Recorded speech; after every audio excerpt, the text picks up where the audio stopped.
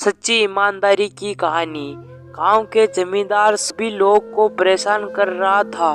गांव के सभी लोग अपनी खेती करते थे। वे साथ में उन जमींदार के लिए अपनी खेती में से कुछ हिस्सा देते थे, क्योंकि जमींदार ने सभी को एक ऐलान कर रखा था कि हर व्यक्ति अपनी फसल के बाद मुझे हिस्सा देगा। तभी लोग बहुत ही मजबूर में काम कर रहे थे। जमींदार का वक्त बहुत बड़ा आदमी हुआ करता था, इसलिए सभी लोगों को डर के मारे ये काम करते थे।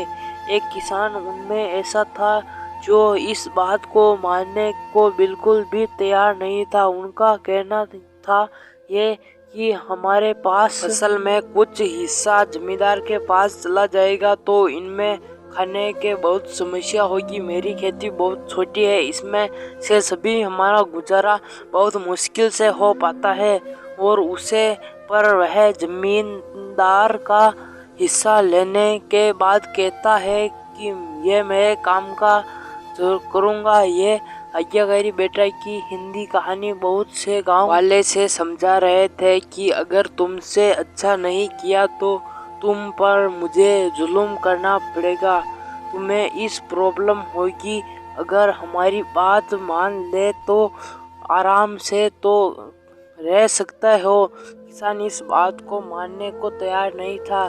जब इस बात का पता जमींदार को लगा तो उससे साथ मिलने आया तो कहने लगा, तुम्हें मेरी बात क्यों मंजूर नहीं है? दादाजी याद एक कहानी, जबकि सभी लोग इस बात को मानने को तैयार है। तो फिर ने अपनी समस्या बताई कि मेरे पास थोड़ी सी जमीन है, इससे भी आप ले लोगे तो गुजारा कैसे हो?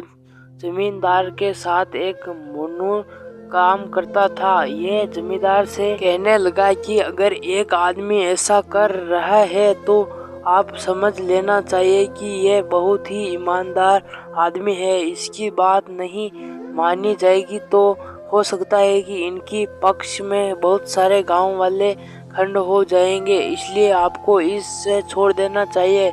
इससे ज़्यादा कुछ कहने की जरूरत नहीं है। जमींदार कहने लगा कि मैंने ऐसा किया तो सभी लोग धीरे धीरे ही ऐसा करने लगेंगे और मुझे कुछ नहीं दे पाएंगे। मुनीम ने कहा कि ऐसा नहीं होगा, हम सब को समझा देंगे। इसके पास ही थोड़ी खेती है कि जो यह कहता है बूढ़े आदमी का जीवन हिंदी कहानी, इसके हम ही सजा को माफ कर देंगे और इससे कुछ भी नहीं लेंगे। उस दिन के बाद आदमी ने किसी ने भी खेती से हिस्सा नहीं लिया और अपनी खेती करता रहा। ईमानदार आदमी बहुत कुछ कर सकता है, इसलिए जीवन में ईमानदार बनो और हमेशा आगे बढ़ो। तो दोस्तों, ये कहानी आपको कैसी लगी नीचे कमेंट बॉक्स में ज़रूर बताएं। और दोस्तों, इस चैनल पर नए हो तो सब्सक्राइब जरूर कर ले। तो दोस्तों, हम मिलते हैं किसी नई कहानी में, तब तक के लिए thank you for watching, bye.